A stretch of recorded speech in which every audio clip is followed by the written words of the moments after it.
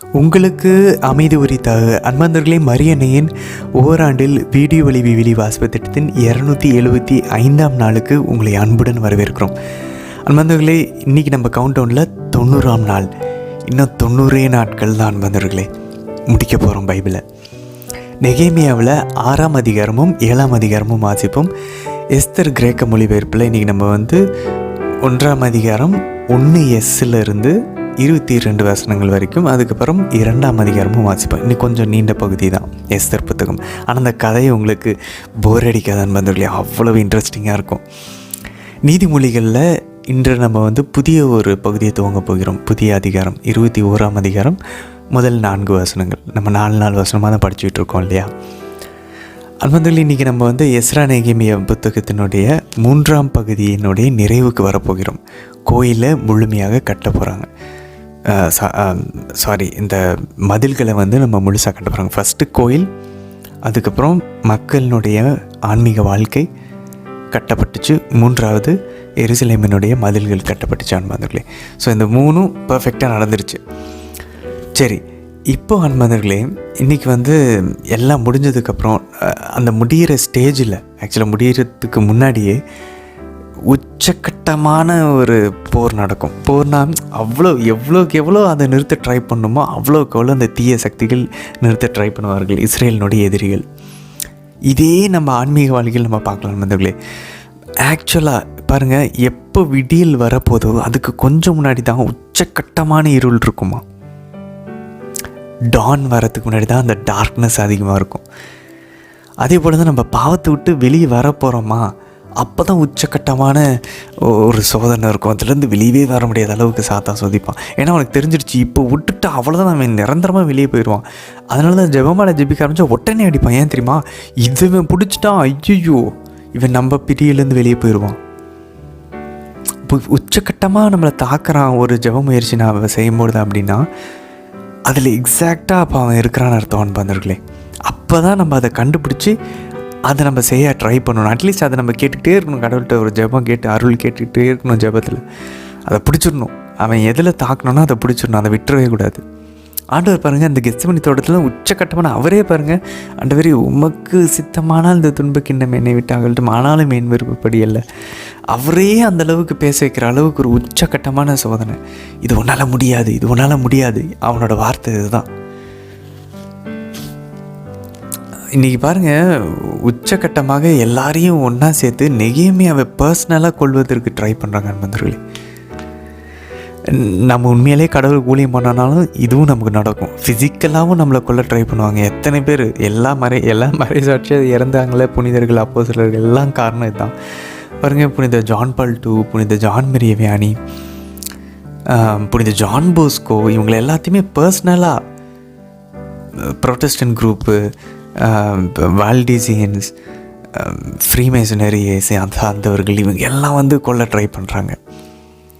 கம்யூனிஸ்ட்டுங்க. ஏன்னா இவங்கெல்லாம் அவங்களுடைய கொள்கைக்கு எதிராக இருக்கிறாங்க. புனித ஜான் பால் II, புனித ஜான் மேரி வியானி, புனித ஜான் போஸ்கோ, இவங்க எல்லாரையும் அன்பாதர்களே. ஸோ அதே போல் இன்றைக்கி நெகேமியாவையும் கொள்ளுறதுக்கு ட்ரை பண்ணுறாங்க. கடவுளுடைய ஊழியத்தை செஞ்சால் இதுதான் நடக்கும். இது ஒரு பக்கம் நடக்க, புனித பாதிரே பியோ, புனித ஜான் மேரி வியானி, புனித ஜான் போஸ்கோ, புனித ஜெம்மா கில்கானி, எல்லாருமே பாருங்கள், ஏன் எல்லா புனிதர்களுமே ஆவிக்குரிய வகையில் சாத்தானாலையும் தாக்கப்படுவாங்க. ஸோ உலகத்துலேருந்தும் பிரச்சனை வருது, சாத்தாங்கிட்ட இருந்தும் பிரச்சனை வருது அன்பந்தர்களே. ஸோ இன்றைக்கி நம்ம பார்த்தோன்னா நெகேமியாவினுடைய இந்த பாடுகள், சோதனைகள் வரது எல்லாமே அப்படியே ஏற்கனவே இப்போ நம்ம புனிதர்கள் படுறதையும் நம்ம பார்க்கலாம். ஆண்டவர் இயேசுவும் அப்படி தான் பட்டார். அவருடைய அடிச்சுவடுகளை பின்பற்ற நமக்கும் இதே நிலைமை தான் அன்பந்தர்களே. ஏன்னா ஆன்மாக்களை நெகேமியா அந்த பழைய இஸ்ரேலை காப்பாற்றினார். இன்றைக்கி திருச்சபையில் இருக்கக்கூடிய புனிதர்கள், நல்ல குருக்கள், கன்னியர்கள், குடும்பத்தினுடைய தலைவர்கள், அம்மா அப்பா, யாரெல்லாம் கடவுள் பக்கம் வழி நடத்துகிறாங்களோ அவங்களுக்கு கீழே ஒப்படைக்கப்பட்டிருக்கக்கூடிய அந்த ஆடுகளின் ஆன்மாக்களை காப்பாற்ற ட்ரை பண்ணுறாங்க. அப்போ அவங்களுக்கு தாக்குதல்கள் உலகத்திலிருந்தும் ஆவியிலிருந்தும் வரும், ஆவிக்குரிய வகையிலையும். ஸோ நம்ம என்ன பண்ணணும் அப்படின்றத இன்றைக்கி நம்ம கற்றுக்க போகிறோம் இன்றைய விவிலி வாசிப்பு பகுதியில். அதே போல் 8ஆம் அதிகாரத்தில் பார்த்தோம் அப்படின்னாக்க சாரி அதுக்கப்புறம் வரக்கூடிய 7ஆம் அதிகாரம் அதெல்லாம் பார்த்தோன்னா இந்த எண்ணிக்கைகள் போயிட்டுருக்கோம் அன்பர்களே. ஸோ நம்ம ஏற்கனவே பார்த்தோம் இல்லையா, எஸ்ரா வந்து எண்ணிக்கை எடுத்தார் இல்லையா, கணக்கெடுப்பு. அதே போல் அதே இது வந்து இன்றைக்கி நம்ம திரும்பவும் ரிப்பீட்டாக வருது இன்றைக்கி நம்ம பார்ப்போம். ஸோ இது எதை காட்டுது?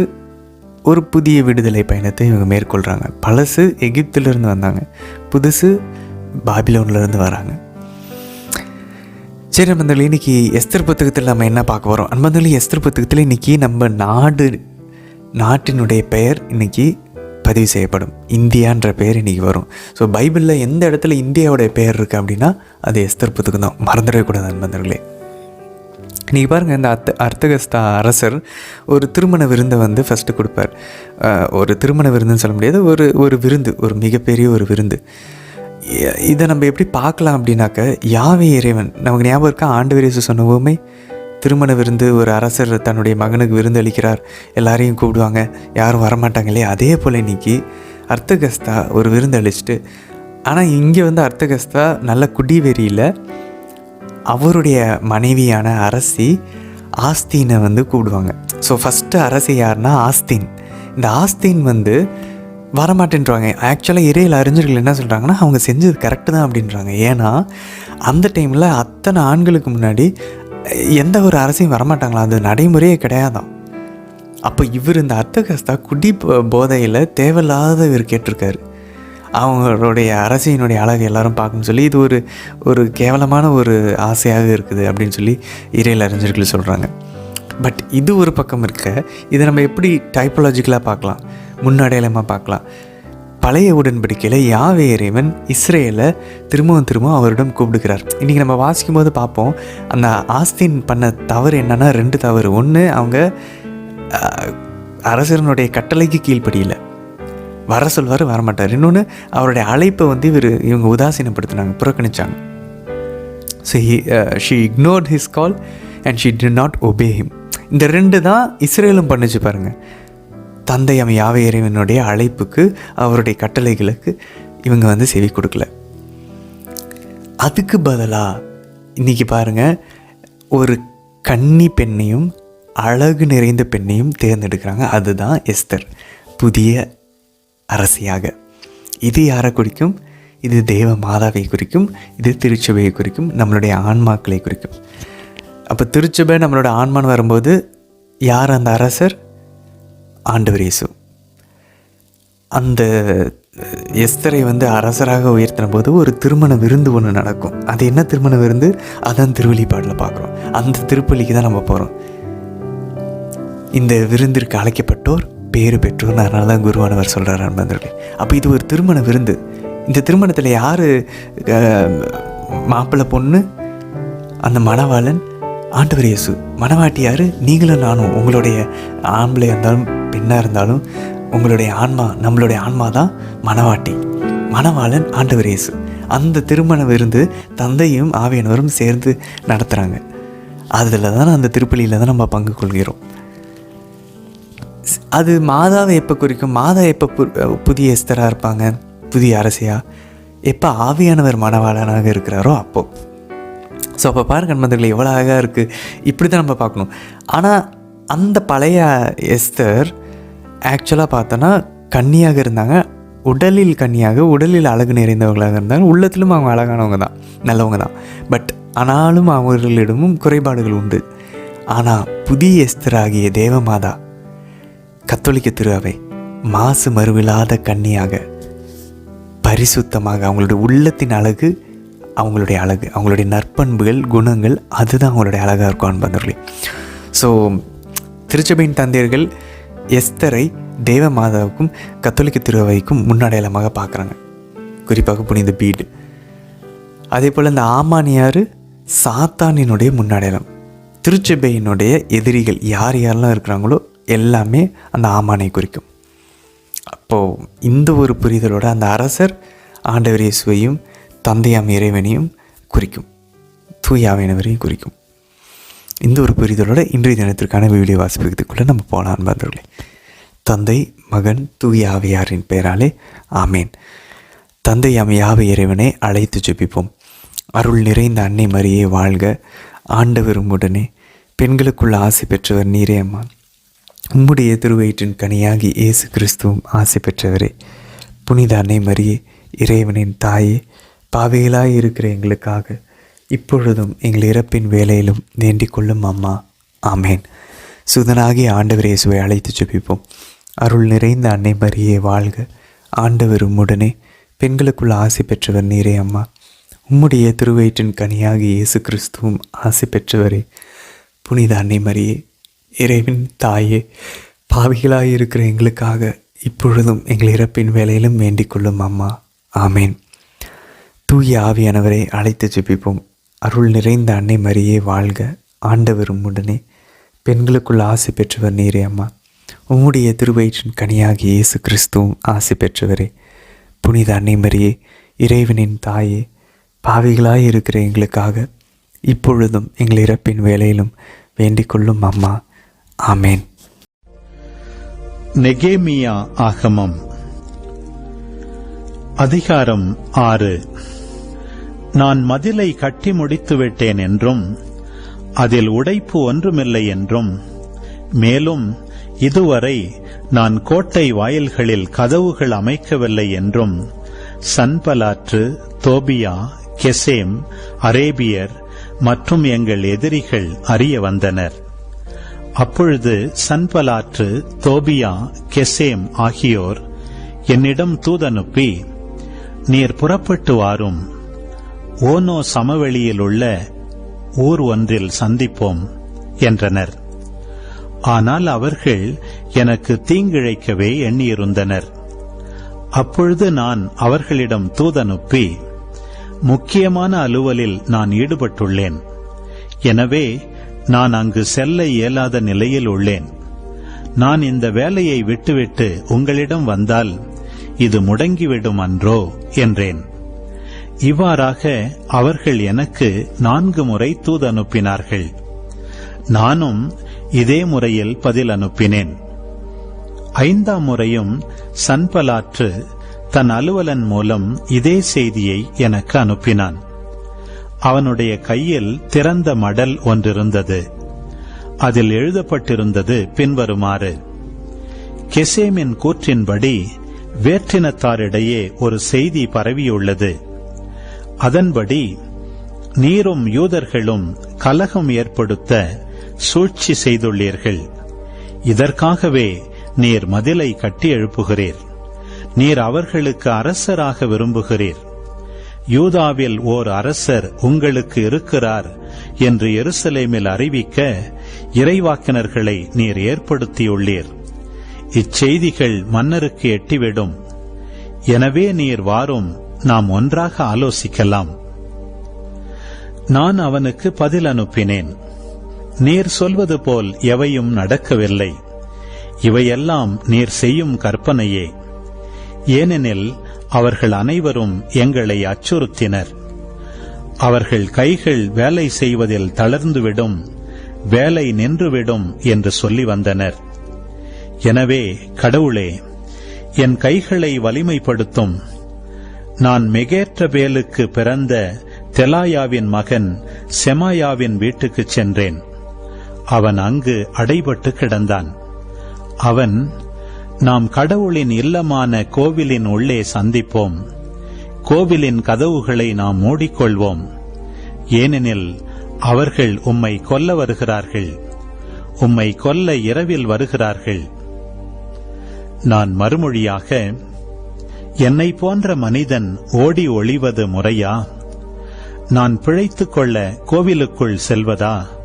நான் செல்ல மாட்டேன் என்றேன்.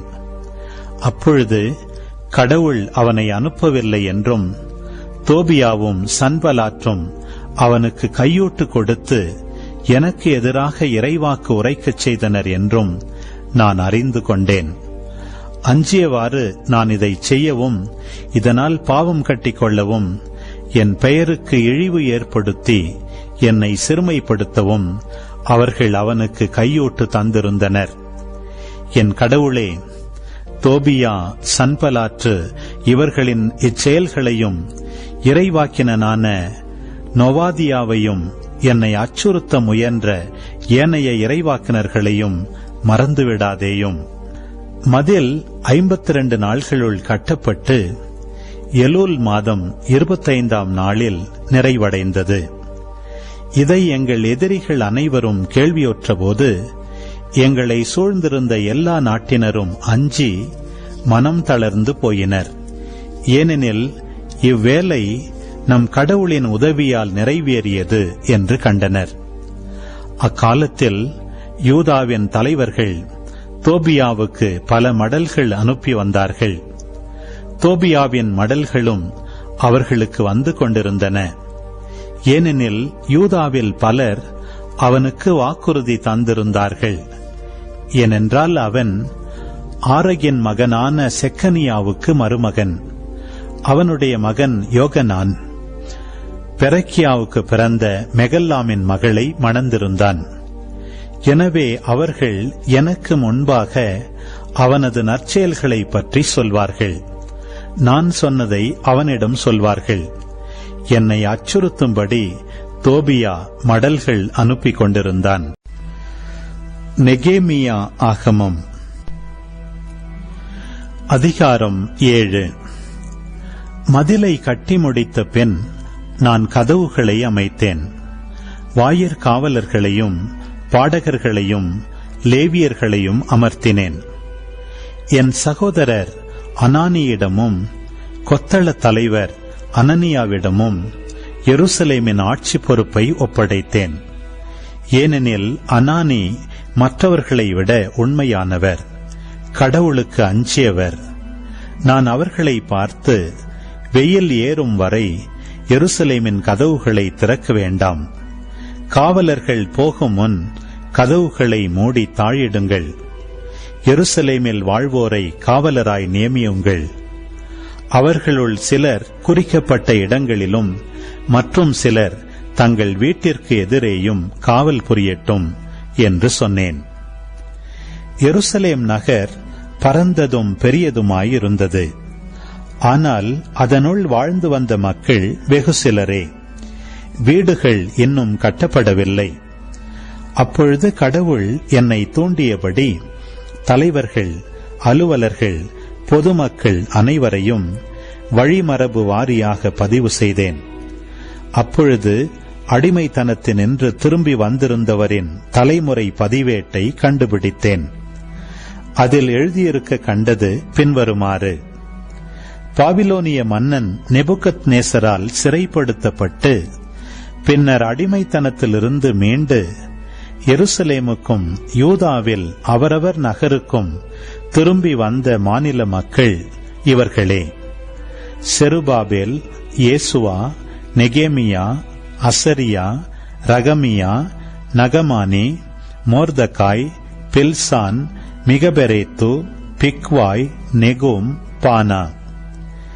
இவர்களோடு வந்த இஸ்ரேல் மக்களில் ஆடவரின் எண்ணிக்கை: பாரோசின் புதல்வர் 2132 பேர், செபாட்ரியாவின் புதல்வர் 372 பேர், அராகின் புதல்வர் 652 பேர், பாகாத் மோவாபின் புதல்வரான இயேசுவா, யோவாபு ஆகியோரின் புதல்வர் 2818 பேர், ஏலாமின் புதல்வர் 1254 பேர், சத்துவின் புதல்வர் 845 பேர், சக்காயின் புதல்வர் 760 பேர், பின்னோயின் புதல்வர் 648 பேர், பேவாயின் புதல்வர் 628 பேர், அசகாதின் புதல்வர் 2322 பேர், அதோனிகாமின் புதல்வர் 667 பேர், பிக்வாயின் புதல்வர் 2067 பேர், ஆதினின் புதல்வர் 655 பேர்,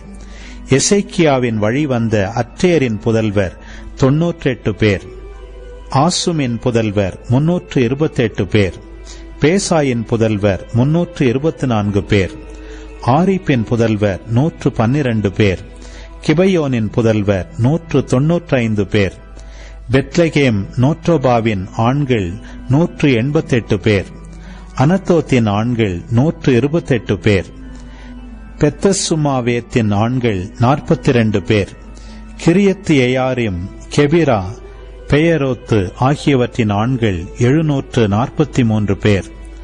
ராமா மற்றும் கேபாவின் ஆண்கள் 621 பேர். மிக்மாஸின் ஆண்கள் 122 பேர்.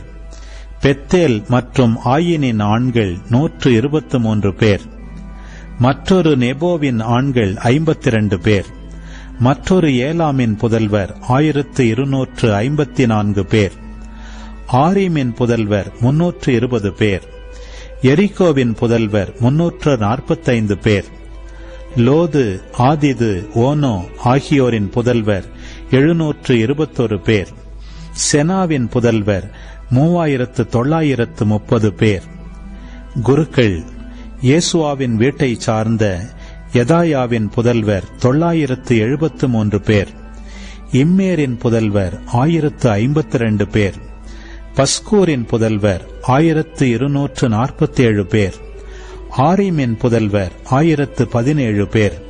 லேவியர்: ஓதவாவின் புதல்வரில் கத்மியேலின் வழிவந்த இயேசுவாவின் புதல்வர் 74 பேர். பாடகர்: ஆசாபின் புதல்வர் 148 பேர். வாயிற்காவலர்: சல்லூம், ஆற்றேர், தல்மோன், அக்குபு, அத்திதா, சோபாய் ஆகியோரின் புதல்வர் 138 பேர்.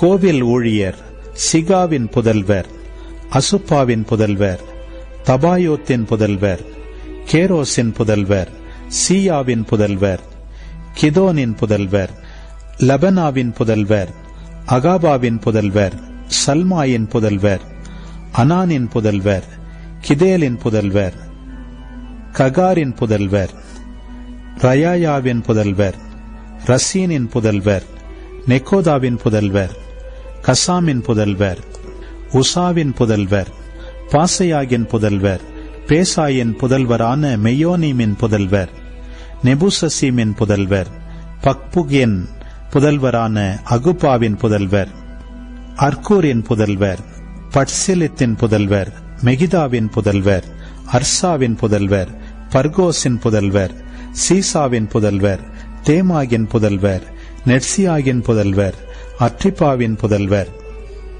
சாலமோனுடைய பணியாளர்களின் புதல்வர்: சோற்றாவின் புதல்வர், சொபரேத்தின் புதல்வர், பெரிதாவின் புதல்வர், ஏலாவின் புதல்வர், தர்கோனின் புதல்வர், கித்தேலின் புதல்வர், செபத்தியாவின் புதல்வர், அட்ரீலின் புதல்வர், பொக்கரேத்து சபாயிமின் புதல்வர், அம்மோனின் புதல்வர். கோவில் பணியாளரும் சாலமோனின் பணியாளரின் புதல்வர்களும் மொத்தம் 392 பேர். மேலும் தெல்மெல்லா, தெல்கர்சா, கெரூபு, அதோன், இம்மேர் ஆகிய இடங்களிலிருந்து வந்தும் தங்கள் மூதாதையரின் குலத்தையும் வழிமரபையும் தாங்கள் இஸ்ரவேலை சார்ந்தவர்கள் என்பதையும் எண்பிக்க இயலாதவர்கள் பின்வருமாறு: தெலாயாவின் புதல்வர், தோபியாவின் புதல்வர், நெக்கோதாவின் புதல்வர் ஆகிய 642 பேர். குருக்கள்: ஒபையாவின் புதல்வர், அக்கோசின் புதல்வர், பர்சில்லாயின் புதல்வர். பர்சில்லாய் கிளையாதை சார்ந்த பர்சில்லாயின் புதல்வியருள் ஒருத்தியை மணந்ததால் அப்பெயரால் அழைக்கப்பட்டார். இவர்கள் அனைவரும் தங்கள் தலைமுறை அட்டவணை எழுதப்பட்ட ஏடுகளை தேடியும் கிடைக்காததால் குருத்துவ பணியிலிருந்து நீக்கப்பட்டார்கள். ஊரிம் தும்மிம் கொண்ட குரு ஒருவர் வரும் வரை திருத்தூயக உணவில் பங்கு கொள்ளக்கூடாது என்று அவர்களுக்கு ஆளுநர் ஆணையிட்டார். மக்கள் சபையாரின் மொத்த எண்ணிக்கை 42,360. அவர்களை தவிர அவர்களின் ஆண் ஊழியர்களும் பெண் ஊழியர்களும் 7,337 மற்றும் அவர்களுக்கு 245 பாடகரும் பாடகிகளும் இருந்தார்கள். அவர்களுடைய குதிரைகள் 736, கோவேறு கழுதைகள் 245, அவர்களுடைய ஒட்டகங்கள் 435, கழுதைகள் 6,720. இறுதியாக குலத்தலைவர்களில் சிலர் வேலைக்காக கொடுத்தது பின்வருமாறு: ஆளுநர் கருவூலத்திற்கு 1000 பொற்காசுகள், 50 பாத்திரங்கள், 530 குருத்துவ ஆடைகள் ஆகியவற்றை தந்தார். குலத்தலைவர்களில் வேறு சிலர் வேலைக்காக கருவூலத்திற்கு 20,000 பொற்காசுகளும் 1500 கிலோகிராம் வெள்ளியும் கொடுத்தார்கள். ஏனைய மக்கள் கொடுத்ததாவது 20,000 பொற்காசுகள், 1370 கிலோகிராம் வெள்ளி, 67 குருத்துவ உடைகள். குருக்களும் லேவியரும் வாயிற்காவலரும் பாடகரும் மக்களுள் சிலரும் கோவில் பணியாளரும் ஆகிய இஸ்ரவேலர் அனைவரும் தம் நகர்களில் குடியேறினர். 7வது மாதம் வந்தபோது இஸ்ரவேல் மக்கள் அனைவரும் தம் நகர்களில் இருந்தார்கள். எஸ்தராகமம் அதிகாரம் 1. இதன்பின் அர்தக்சஸ்தாவின் ஆட்சி காலத்தில் பின்வரும் நிகழ்ச்சிகள் நடந்தன. இந்த அர்தக்சஸ்தா தான் இந்தியா முதல் எத்தியோப்பியா வரை இருந்த 127 மாநிலங்கள் மீதும் ஆட்சி செலுத்தி வந்தார். அக்காலத்தில் அவர் சூசா நகரில் அரியணையில் வீற்றிருந்தார். தம் ஆட்சியின் 3ஆம் ஆண்டில் மன்னர் தம் நண்பர்களுக்கும் பிற நாட்டினருக்கும் பாரசீக மேதிய நாட்டு உயர்குடி மக்களுக்கும் மாநில ஆளுநர்களுக்கும் விருந்து அளித்தார். 180 நாள்களாக தம் பேரரசின் செல்வங்களையும் தம் விருந்தின் மேன்மையையும் அவர்கள் அறியச் செய்தார். விருந்து நாள்கள் முடிவுற்ற போது சூசா நகரில் வாழ்ந்து வந்த பிற நாட்டினருக்கு தம் அரண்மனை முற்றத்தில் 6 நாள் விருந்து அளித்தார். அரண்மனை முற்றத்தை விலையுயர்ந்த மென்துகிலாலும் பருத்தி துணியாலுமான திரைகள் அணி செய்தன. அத்திரைகள் பளிங்கு கற்களாலும் பிற கற்களாலும் எழுப்பப்பட்ட தூண்கள் மீது பொன் வெள்ளிக்கட்டிகளோடு பிணைக்கப்பட்ட கருஞ்சிவப்பு கயிறுகளில் தொங்கவிடப்பட்டிருந்தன. மரகதம், பளிங்கு, முத்துச்சிப்பி ஆகியவை பதிக்கப்பட்ட தளத்தின் மீது பொன் வெள்ளியால் இழைக்கப்பட்ட மஞ்சங்கள் அமைக்கப்பட்டிருந்தன. வலை பின்னலாலான பல வண்ண பூத்தையல் வேலைப்பாடுகளும் அவற்றை சுற்றிலும் ரோசா பூக்களும் பின்னப்பட்ட விரிப்புகள் அங்கே இருந்தன. பொன் வெள்ளி கிண்ணங்களின் நடுவே ஏறத்தாழ 1200 டன் வெள்ளி மதிப்புள்ள மாணிக்க கல்லாலான ஒரு சிறு கிண்ணமும் வைக்கப்பட்டிருந்தது. மன்னருக்குரிய இனிய திராட்சை மது தாராளமாக பரிமாறப்பட்டது. குடி அளவு மீறி போயிற்று. ஏனெனில் தம் விருப்பப்படியும் விருந்தினரின் விருப்பப்படியும் திராட்சை மதுவை பரிமாறும்படி பணியாளர்களுக்கு மன்னர் ஆணையிட்டிருந்தார். அதே நேரத்தில் அர்தக்சஸ்தா மன்னரின் அரண்மனையில் ஆஸ்தின் அரசி பெண்களுக்கு விருந்து அளித்தாள். 7ஆம் நாளன்று அர்தக்சஸ்தா மன்னர் களிப்புற்றிருந்த பொழுது தம் அலுவலர்களாகிய ஆமான், பாசான், தாரா, போராசா, சத்தோல்தா, அபத்தாசா, தராபா என்னும் 7 அன்னகர்களிடமும் அரசியை தம்மிடம் அழைத்து வருமாறு பணித்தார். அவளை அரியணையில் அமர்த்தி முடிசூட்டி அவளது எழிலை மாநில ஆளுநர்களும் பிற நாட்டினரும் காண வேண்டும் என்று விரும்பினார்.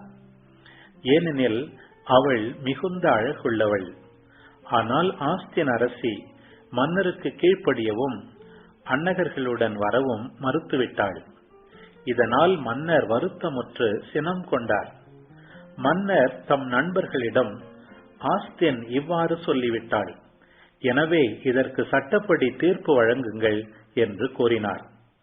பாரசீக மேதிய நாட்டு ஆளுநர்களான ஆர்கேசாய், சர்தாத்தாய், மலேசையார் ஆகியோர் மன்னருக்கு நெருக்கமாயும் அரசில் முதன்மை நிலையிலும் இருந்தார்கள். அவர்கள் மன்னரை அணுகி அன்னகர்கள் வழியாக அறிவிக்கப்பட்ட அரச கட்டளையை நிறைவேற்ற தவறிய ஆஸ்தின் அரசிக்கு சட்டப்படி செய்ய வேண்டியது என்ன என்பதை அறிவித்தார்கள்.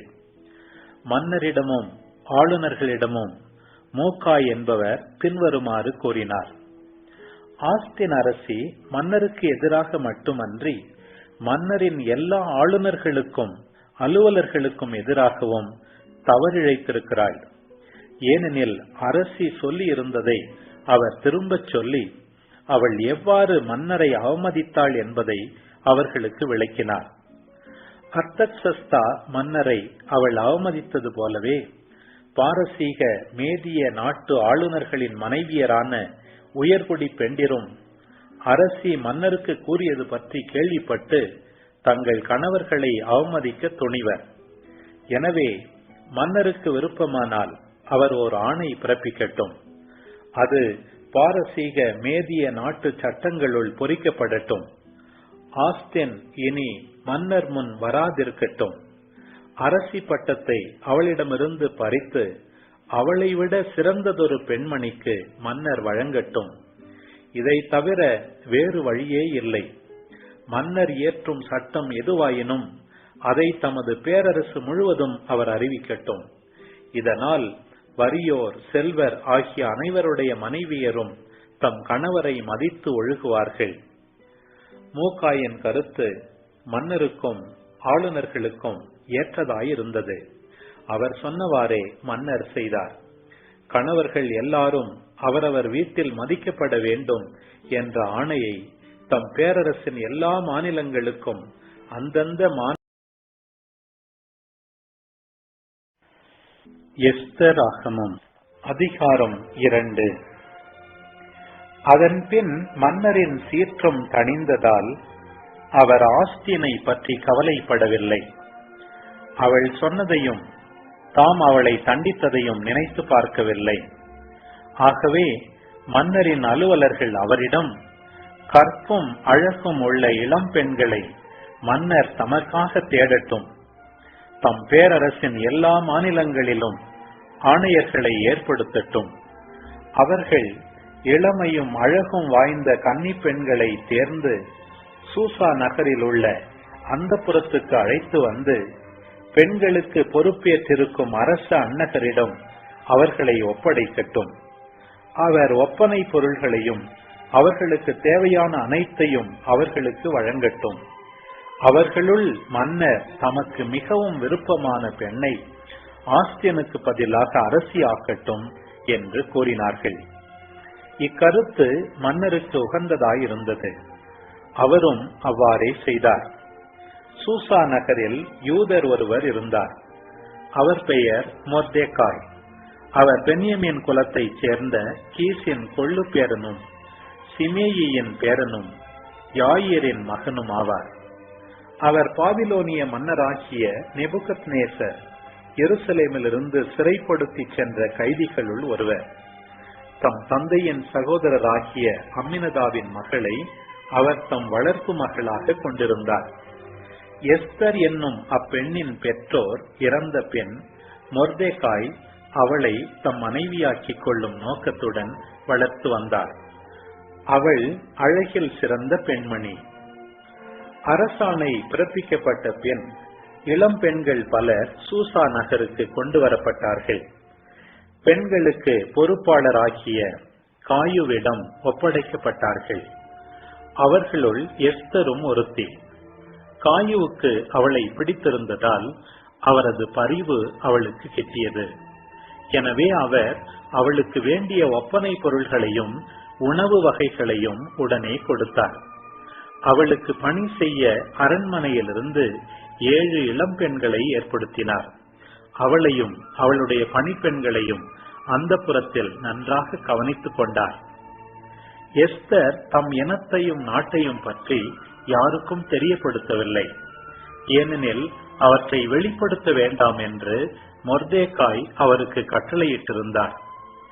எஸ்தருக்கு நிகழ்வதை கவனிப்பதற்காக மொர்தெகாய் அந்தப்புற முற்றத்தின் அருகில் ஒவ்வொரு நாளும் நடந்து கொண்டிருப்பார். 12 மாத கால தயாரிப்புக்கு பின்னரே இளம் பெண்கள் மன்னரிடம் போக வேண்டியிருந்தது. வெள்ளை போளம் பூசிக்கொண்டு 6 மாதமும் பெண்டிருக்கான நறுமண பொருள்களையும் ஒப்பனை பொருள்களையும் பயன்படுத்தி கொண்டு 6 மாதமுமாக இந்த காலத்தில் அவர்கள் தங்களுக்கு அழகூட்டிக் கொள்வார்கள். அதன் பின் ஒவ்வொரு இளம் பெண்ணும் மன்னரிடம் செல்வாள். மன்னரால் நியமிக்கப்பட்டிருக்கும் அலுவலரிடம் ஒப்படைக்கப்படுவாள். அந்த அலுவலர் அவளை அந்தப்புறத்திலிருந்து மன்னரின் அரண்மனைக்கு அழைத்துச் செல்வார். அப்பெண் மாலையில் அங்கு சென்று மறுநாள் காலையில் மற்றொரு அந்தப்புறத்திற்கு செல்வாள். அங்கு மன்னரின் அன்னகரான காயு பெண்களுக்கு பொறுப்பாளராக இருந்தார். பெயர் சொல்லி அழைக்கப்பட்டால் ஒழிய மன்னரிடம் அப்பெண் மீண்டும் செல்ல மாட்டாள். மொர்தெகாயுடைய தந்தையின் சகோதரராகிய அம்மினதாபின் மகள் எஸ்தர் மன்னரிடம் செல்வதற்குரிய முறை வந்தபோது பெண்களுக்கு பொறுப்பாளரான அன்னகர் கட்டளையிட்டிருந்தவற்றுள் எதையும் அவர் புறக்கணிக்கவில்லை. எஸ்தரை பார்த்த அனைவரும் அவரது அழகை பாராட்டினர். அர்தக்சஸ்தா மன்னருடைய ஆட்சியின் 7ஆம் ஆண்டில் 12ஆம் மாதமாகிய அதார் மாதம் எஸ்தர் மன்னரிடம் சென்றார். மன்னர் அவர் மீது காதல் கொண்டார். மற்ற இளம் பெண்கள் எல்லாரையும் விட எஸ்தரை மிகவும் விரும்பினார். ஆகவே அவரையே அரசியாக்கி முடிசூட்டினார். தம் நண்பர்கள், அலுவலர்கள் ஆகிய அனைவருக்கும் மன்னர் 7 நாள் விருந்து அளித்து எஸ்தரின் திருமணத்தை சிறப்பாக கொண்டாடினார். தம் ஆட்சிக்கு உட்பட்டோர்க்கு வரி விலக்கு வழங்கினார். மொர்தெகாய் அரசவையில் பணிபுரிந்து வந்தார். அவர் கட்டளையிட்டபடி எஸ்தர் தமது நாட்டை பற்றி யாருக்கும் தெரியப்படுத்தவில்லை. மொர்தெகாயோடு இருந்தபோது நடந்து கொண்டது போலவே கடவுளுக்கு அஞ்சி அவருடைய கட்டளைகளை கடைபிடித்து வந்தார். தமது வாழ்க்கை முறையையும் மாற்றிக்கொள்ளவில்லை. மொர்தெகாய் அடைந்த முன்னேற்றத்தால் மெய்காவலர், தலைவர்களாகிய அரசு அலுவலர்கள் இருவர் மன வருத்தம் கொண்டார்கள். அர்தக்சஸ்தா மன்னரை கொல்ல சூழ்ச்சி செய்தார்கள். அதை அறிந்த மொர்தெகாய் அதை பற்றி எஸ்தரிடம் தெரிவிக்கவே அவர் இந்த சூழ்ச்சி பற்றி மன்னரிடம் எடுத்துரைத்தார். அலுவலர்கள் இருவரையும் மன்னர் விசாரித்து அவர்களை தூக்கிலிட்டார். மொர்தெகாயின் தொண்டு நினைவு கூறப்படும் வகையில் குறிப்பேட்டில் அதை எழுதி வைக்குமாறு ஆணையிட்டார். நீதிமொழிகள் அதிகாரம் 21. மன்னவன் மனம் ஆண்டவரின் கைக்குள் அடங்கியிருக்கிறது. வாய்க்கால் நீரைப் போல அவர் அதை தம் விருப்பப்படி திருப்பி விடுகிறார். மனிதருடைய நடத்தை எல்லாம் அவர் பார்வையில் குற்றமற்றதாய் தோன்றலாம். ஆனால் ஆண்டவர் அவர் உள்ளெண்ணத்தை சீர்தூக்கி பார்க்கிறார். பலி செலுத்துவதை விட நேர்மையாகவும் நியாயமாகவும் நடப்பதே ஆண்டவருக்கு ஓப்பளிக்கும். மேட்டிமையான பார்வை, இருமாப்பு கொண்ட உள்ளம், இவை பொல்லாரிடம் பழிச்சென்று காணப்படும் பாவங்கள். ஆமேன். ஆண்டவரே, இந்த நாளுக்கான இந்த அழகான இறைவார்த்தை பகுதிகளுக்காக நன்றி அப்பா. இதை வாசித்து முடிக்க எங்களுக்கு அருளை கொடுத்ததற்காக நன்றி ஆண்டவரே. ஆண்டவரே, இன்று அந்த திருமண விருந்திற்கு அழைப்பு பெற்ற மக்களாக நாங்கள் வாழ எங்களுக்கு அருள் தரோம் ஆண்டவரே. அதுக்கு தகுந்த உடையோடு, நற்பண்புகளோட, நற்செயல்களோட, நல்ல விசுவாசத்தோட, அன்பு, விசுவாசம், எதிர்நோக்கு ஆகிய அந்த இறையியல் பண்புகள் எல்லாம் நிறைந்து விளங்கக்கூடிய மக்களாக நாங்கள் விளங்கணும் அப்பா. உங்களுடைய அந்த விண்ணக திருமண விருந்தில் உங்களோட ஒன்றாக இணையக்கூடிய வாரத்தை தாங்க அப்பா. நாங்கள் எல்லாருமே விண்ணகத்துக்குள்ளே நுழையணும். இந்த உலகத்தில் எங்களுடைய கால்கள் நடக்கலாம், ஆனால் எங்களுடைய மனசு, எங்களுடைய கண்கள் விண்ணகத்தையே பதித்து விண்ணகத்தையே பார்த்து உற்று நோக்கி கொண்டிருக்க வேண்டுமாப்பா. அப்படிப்பட்ட உள்ளத்தை தந்து அதே நேரத்தில் இந்த உலகத்திலையும் வாழ எங்களுக்கு அருள் தருவீங்களாப்பா. அம்மா, புதிய எஸ்தராகிய நீங்கள் எங்களுக்காக பரிந்து பேசுங்கம்மா. தந்தை, மகன், தூய ஆவியாரின் பெயராலே ஆமென். அன்பர்களே, இன்றைக்கி பாருங்கள், நெகேமியா 6ஆம் அதிகாரம் 1-7 வசனங்கள். வழக்கம் போல் சன்பலாற்று பாருங்கள், பேசி எப்படியாச்சும் நீங்கள் வாங்க அப்படின்னு சொல்லி நெகேமியா பேசுகிறதுக்கு கூப்பிட்றாரு. 5 முறை அவர் நெகேமியா புறக்கணிக்கிறார். நண்பர்களே, இது நமக்கு ஒரு முக்கியமான ஒரு பாடத்தை கற்றுத்தருது. நிறைய டைம் நண்பர்களே, இந்த சாத்தானுடைய ரீசனிங்குள்ளே நம்ம போயிடக்கூடாது. அவன் நிறைய விஷயங்கள் அவனுடைய இயல்பில் நம்மளை யோசிக்க வைப்பான். அவனை மாதிரி நம்மளை யோசிக்க வைப்பான். அவன் கொடுக்குற ரீசன், அவன் கொடுக்குற யோசனைகளுக்குள்ளே போனோன்னு வச்சுக்கோங்களேன், நம்ம ஈஸியாக கண்டுபிடிச்சிடலாம். எப்படி தெரியுமா? அந்த அந்த யோசனை வந்து கரெக்டாக தப்பாக நமக்கெல்லாம் கண்டுபிடிக்க முடியாது. ஆனால் அந்த யோசனையினால் வர விளைவுகளை வச்சு கண்டுபிடிச்சிடலாம். விளைவுகள் குழப்பம் தருதா, ஒரு தெளிவில் இருந்து நம்மளை குழப்பி விட்டுருச்சா, மன அமைதியை குலைக்குதா, அப்போ அது சாத்தாங்கிட்ட இருந்து வருது, சன்பலாத்துக்கிட்ட இருந்து வருது. கண்டுபிடிச்சிடலாம் நண்பர்களே. அப்போ நெகேமியா பண்ணது தான் நம்மளும் பண்ணணும். அவன் நம்மக்கிட்ட பேசக்கூடும்போது நம்ம பேசக்கூடாது. அப்படியே பேசினா ஆண்டவர் இயேசு பேசின மாதிரி பேசணும். எதை அவன் சொல்கிறதுக்கு பதிலாம் சொல்லக்கூடாது. இறை வார்த்தையை மட்டும்தான் அடிக்கணும். நீ எவ்வளோ பாரு, உன் முடி பாரு எவ்வளோ வெள்ளை வெள்ளையாக இருக்குது பாரு, நிறை முடி மணி முடி சொல்லணும். பைபிள் வசனத்தை எடுத்து நரைமுடி பெருமை, அது எந்த வயசில் வந்தாலும் சரி. ஸோ அதை நம்ம பைபிள் ஒரு உதாரணம் சொல்கிறோம். அந்த மாதிரி எதெல்லாம் நமக்கு பிரச்சனை வருதோ, அவங்க எப்படி பண்ணிட்டாங்க பாரு, விட்டு மன்னிப்போம், எதிரியும் அன்பு செய்யணும் ஆண்டவர் சொல்கிறார். யோசிச்சு பார்ப்பான் வந்தார்களே. ஸோ அந்த மாதிரி ஒவ்வொரு அவனுடைய சோதனைகள் வரும்போது நம்ம பைபிள் வசனங்களை திரும்பவும் ஆண்டவர் பாணியில் சொல்லணும். அது மட்டும் இல்லை பாருங்கள், நெகேமியா என்ன பண்ணுறாரு, உடனடியாக அவர் கடவுளிடம் ஜெபத்துக்கு திரும்புகிறார், அவரிடம் பலத்தை கேட்குறாரு. இதை தான் இன்றைக்கி நம்ம கற்றுக்கணும் நண்பர்களே. புனிதர்கள் இதை தான் செஞ்சாங்க. டெம்டேஷன் வரும்போது அவன் பேச கூப்பிட்றான்னா சாத்தா, அவங்ககிட்ட பேசிக்கிட்டு இருக்கக்கூடாது. கட் பண்ணிட்டு ஜெபமாலைக்குள்ளே போகணும், கட் பண்ணிட்டு பைபிள் வாசிக்கணும், கொஞ்ச நேரம் அவரை பற்றி யோசிக்கணும். விட்டுட்டு பாருங்கள், அவனோட சோதனையே இருக்காது. ஸோ நம்மளாக அவனை வந்து எதிர்கொண்டோன்னா தோற்றுருவோம். கடவுள்கிட்ட திரும்பினோன்னா கடவுள் அவன் தலையை நசுக்குவார். சரி, அதுக்கப்புறம் 7ஆம் அதிகாரம் 2ஆம் வசனம் பாருங்கள். ஒரு லீடராக இருக்கணும்னா திறமை தேவை தான், பட் ஆனால் அது மட்டுமே பத்தாத அன்பந்தர்களே. ஃபஸ்ட்டு என்ன வேணும் பாருங்கள். ஏனெனில் அனானி மற்றவர்களை விட உண்மையானவர், கடவுளுக்கு அஞ்சியவர். அப்போ பாருங்கள் நண்பர்களே, நம்ம வந்து கடவுளுக்கு அஞ்சு நடக்கிறோமா, கடவுளுக்கு உண்மையாக இருக்கிறோமா, அவர் தான் நம்மளுடைய தலைவராக இருக்கணும். அவர் தான் இப்போ ஒரு குடும்பத்துக்கு தலைவர், ஒரு நிறுவனத்துக்கு தலைவர், ஒரு பங்குக்கு தலைவர். என்ன என்ன க்ரைட்டீரியா இருக்கணும்? ஒரு நாட்டுக்கு தலைவர், அவர் உண்மை உள்ளவராக இருக்கிறாரா, கடவுளுக்கு அஞ்சு நடக்கிறாரா? இது ரெண்டும் இல்லைன்னா வேஸ்ட்டு. ஸோ அப்படிப்பட்ட ஆள் அவர் நியமிக்கிறார் நெகேமியா. 5ஆம் வசனம் பாருங்கள். நெகேமியனுடைய இன்னொரு பண்பு, அப்பொழுது கடவுள் என்னை தூண்டியபடி தலைவர்கள், அலுவலர்கள், பொதுமக்கள் அனைவரையும் வழிமரபு வாரியாக பதிவு செய்தேன். அன்பர்களே, அப்போது நெகேமியா வந்து எதுவுமே அவராக செய்யலை, கடவுள் அவரை தூண்டுறதின்படி தான் அவர் செய்கிறார். அப்போ நம்ம யோசிச்சு பார்க்கணும், நம்மளுக்கு வர ஒரு விஷயம் நம்ம செய்ய ட்ரை பண்ணுறோம், அது எதனால் வருது? ஒரு ஒரு நம்ம வந்து ஒரு பயணத்தை மேற்கொள்ள ட்ரை பண்ணுறோம், இந்த ஒரு முடிவு எடுக்க ட்ரை பண்ணுறோம், அவங்களுக்கு நம்ம கால் பண்ணலான்னு ட்ரை பண்ணுறோம், ஒரு விஷயத்தை பேசுகிறோம், ஏன் பேசுகிறோன்னு கேட்டு பார்ப்போமே, நமக்கு பதில் தெரிஞ்சிடும். கடவுள் தூண்டுறதுனால வருதா, இல்லை என்னுடைய ஏதாவது சுயநல லாபங்கள் தூண்டி அதிலிருந்து வருதா? யோசித்து பார்த்துட்டு டவுட் இருந்துச்சுன்னா சுயநல லாபம் தான் அப்படின்னாக்க கட் பண்ணிடணும். அந்த சைடே தலை வச்சு படக்கூடாது அன்பர்களே. சரி, அதுக்கப்புறம் பாருங்கள், எஸ்தர் புத்தகத்துக்குள்ளே போவோம். 1ஆம் அதிகாரம் 1ஆம் வசனம் பாருங்கள் நண்பர்களே. நம்மளுடைய நாடு மென்ஷன் பண்ணப்பட்டிருக்கு பாருங்கள், குறிப்பிடப்பட்டிருக்கு. இதன் பின் அர்த்தகஸ்தாவின் ஆட்சி காலத்தில் பின்வரும் நிகழ்ச்சிகள் நடந்தனர். இந்த அர்த்தகஸ்தா தான் இந்தியா முதல் எத்தியோப்பியா வரை இருந்த 177 மாநிலங்களை 27 மாநிலங்களை அவர் ஆட்சி செலுத்தினார்.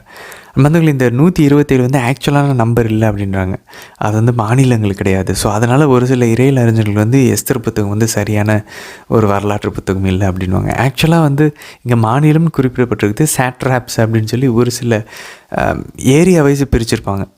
ஸோ அவங்க காலத்தில் வந்து சாட்ராப்ஸ் வந்து அவங்க பிரிச்சிருப்பாங்க, பட் இங்கே வந்து ப்ராவின்ஸாக இருக்குது, மாநிலங்களாக இருக்கிறது. ஸோ அதனால 127ன்னு சொல்லலாம். பட் சாட்ராப்ஸ்ன்னு பார்க்கும்போது அந்த எண்ணிக்கை வந்து மாறக்கூடும்.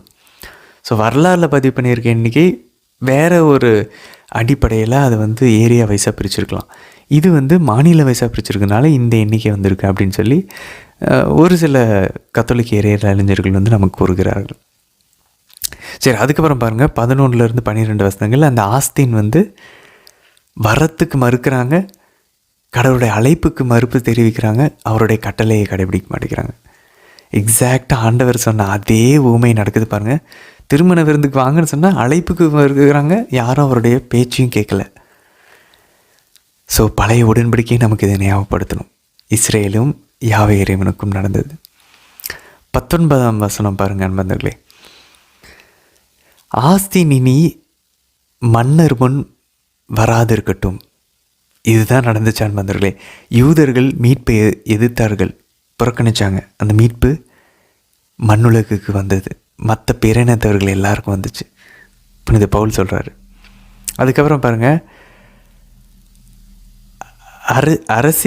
அரசி பட்டத்தை அவளிடமிருந்து பறித்து அவளை விட சிறந்ததோரு பெண்ணுக்கு மன்னர் வழங்கட்டும். இதை தவிர வேறு வழி இல்லை. அன்பர்களே, இதுதான் நடந்துச்சு.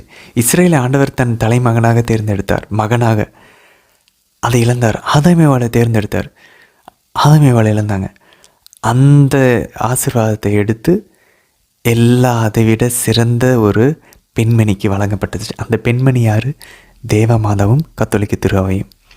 ஆதாம் ஏவாள், அதுக்கப்புறம் பழைய இஸ்ரேல் மக்கள் இழந்து போனது இன்று கத்தோலிக்க திருவைக்கு புதிய இஸ்ரேலுக்கு வந்திருக்கான் பாந்தவர்களே. அந்த சிறந்தது ஒரு பெண்மணி தேவமாதாவும் கத்தோலிக்க திருவையும், மறந்துடக்கூடாது. இங்கே எஸ்தர், லிட்ரலாக பார்த்தோன்னா அது எஸ்தர். சரி, அதுக்கப்புறம் பாருங்க நண்பர்களே, 2ஆம் அதிகாரம் 2ஆம் வசனம். எஸ்தருக்கு என்ன ஒரு ஒரு ஒரு விளக்கம் கொடுக்குறாங்க பாருங்கள். கற்பும் அழகும் உள்ள இளம் பெண்களை மன்னர் தமக்காக தேடட்டும். 3ஆம் வசனம் சொல்லுது கன்னி பெண்களை. பர்ஃபெக்டாக பாருங்களேன், ஒரு கன்னி கருத்தாங்கி ஒரு ஆண்மகனை பெற்றெடுப்பார். கன்னி பெண்ணை மனது கொள்வது போல உன்னை படைத்தவர் உன்னை மனது கொள்வார். எல்லாமே மாதாவுக்கும். புனித பவுல் சொல்கிறாரு, உங்களை நான் ஒரு கன்னி பெண்ணை மணவாளனுக்கு மணமுடிச்சு கொடுத்தது போல் திருச்சுபையை நான் மணமுடிச்சு கொடுக்குறேன் அப்படின்றார். அப்போ திருச்சுபையும் தெய்வ மாதாவையும் கன்னி பெண்ணுக்கு ஒப்பிடுகிறார்கள்.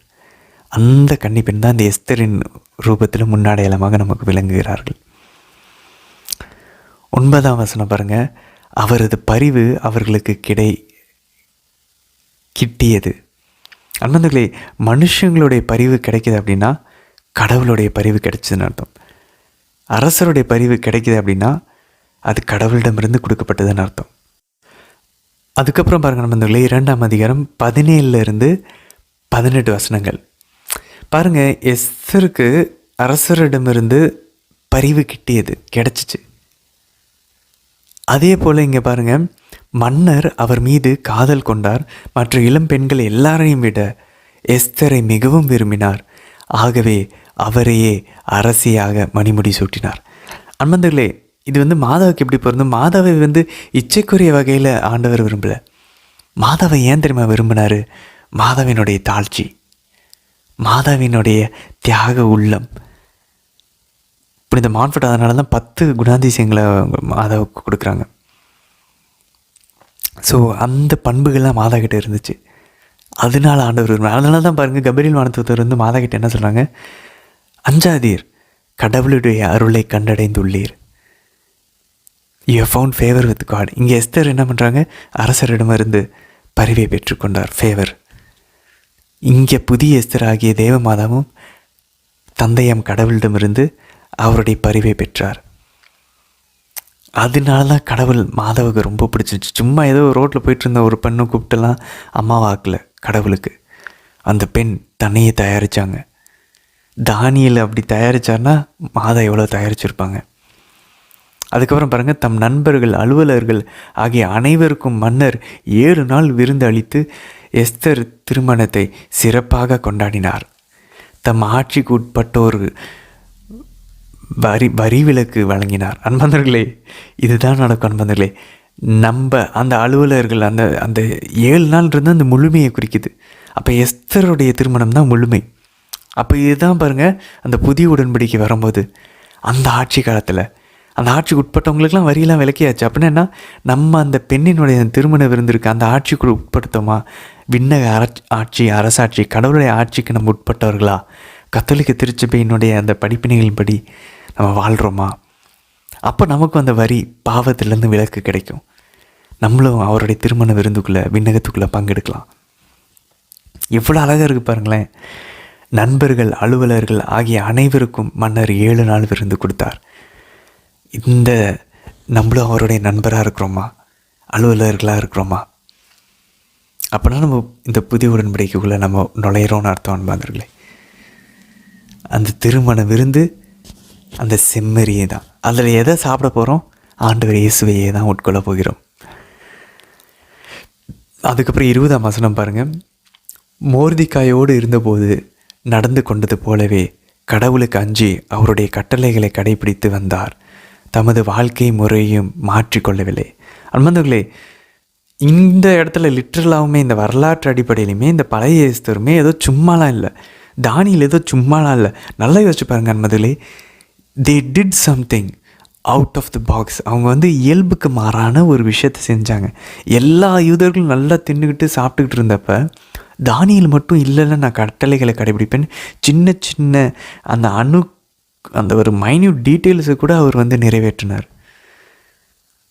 எஸ்தரும் ஆண்டவருக்கு அஞ்சி அவருடைய முறைமைகளை மாற்றிக்கொள்ள யூத அந்த பாரம்பரியமாக அந்த மதம் சொல்லி கொடுக்குறதெல்லாம் அவங்க கடைபிடிச்சாங்க. பவுல் அப்படி தான் இருந்தார். புனித சவுலாக இருந்தபோது அவர் அந்த யூத மதத்தில் எல்லாம் பர்ஃபெக்டாக பண்ணிகிட்டு இருந்தார். அவர் சொல்கிறாரு, மதத்தை பொறுத்த வரைக்கும், சட்டத்தை பொறுத்த வரைக்கும் நான் எந்த பாவமும் செஞ்சதில்லை. அப்படின்னா அந்தளவுக்கு அவர் பர்ஃபெக்டாக இருந்திருக்காரு. அப்போ பாருங்க நண்பர்களே, அந்த மாதிரி நடந்துச்சுன்னா எந்த சாத்தானுடைய தூண்டுதலும் எந்த ஒரு மனுஷனுடைய அந்த ஒரு இதுவும் நம்மளை அணுகாது. யார் நமக்கு எதிராக என்ன பண்ணாலும் எதுவுமே நடக்காது. அதை நம்ம தொடர்ந்து பார்ப்போம். எஸ்தர்னுடைய அந்த புத்தகத்தில் வாசிப்போம். இந்த அளவுக்கு தானியேலை போல் ஒருத்தவங்க, எஸ்தரை போல், மோர்திகாயை போல் எல்லாருமே பரிசுத்தமாக இருந்தாங்கன்னா, கடவுளுடைய கட்டளைகளை கடைப்பிடிச்சு அவர் அன்பு செஞ்சோம் அப்படின்னா, அவருக்கு ஃபஸ்ட்டு கொடுத்த அவரையே எப்பயுமே நினச்சி வாழ்ந்தோம் அப்படின்னா யாருமே நமக்கு எதிராக நிற்க முடியாதுன்றதை நம்ம பார்ப்போம். சரி நண்பர்களே, அதுக்கப்புறம் பாருங்கள், நீதிமொழிகள் 21ஆம் அதிகாரம் 1ஆம் வசனம். இன்றைக்கி நம்ம ஆஸ்ட எஸ்தருக்கும் எஸ்ரா நெகேமியா அந்த கதைக்கும் ரொம்ப அழகான ஒரு தொடர்பு உண்டு. பாருங்கள், மன்னவன் மனம் ஆண்டவரின் கைக்குள் அடங்கி இருக்கிறது. வாய்க்கால் நீரை போல அவர் அதை தம் விருப்பப்படி திருப்பி விடுகிறார். இதுதான் நடந்துச்சு அன்பர்களே. இந்த 3 அலையில என்ன நடந்துச்சு? செருபாபேல், எஸ்ரா, நெகேமியா எல்லாரும் வெளியே வந்ததுக்கு காரணம் சைரஸ், அஸ்தகஸ்தா, தாரியு எல்லாரையும் அந்த அரசனுடைய மனங்களை ஆண்டவர் வாய்க்கால்களை திருப்பி விடுறது போல் திருப்பி விட்டார். பரிவு காட்ட வச்சார். அதனால தான் அவங்க பரிவு காட்டினாங்க. இல்லைன்னா நெபுகத்நேசர் மாதிரி தான் நடந்திருக்கும் அன்பர்களே. அதுக்கப்புறம் பாருங்கள், நம்மளையே எப்பயுமே நம்மளுடைய பாவம் நமக்கு தெரியாது. அவனை மாதா நம்ம முழு அர்ப்பணம் செஞ்சு மாதாட்ட ஜெபிக்கலைன்னா நம்ம பாவமே தெரிய வராது அன்பர்களே. ஏன்னா நம்ம ஆவியானவரோட குரலை எதிர்த்துக்கிட்டு தான் இருப்போம். பாருங்கள், இன்றைக்கி 2ஆம் வசனம் 21ஆம் அதிகாரம். மனிதருடைய நடத்தையெல்லாம் அவர் பார்வையில் குற்றமற்றதாய் தோன்றும், ஆனால் ஆண்டவர் அவர் உள்ளத்தின் சிந்தனைகளை சீர்தூக்கி பார்க்குறார். நிறைய விஷயங்கள் நம்ம செய்வோம், ஆனால் அதை ஏன் செய்கிறோன்னு யோசிச்சு பார்த்தா தான் தெரியும்.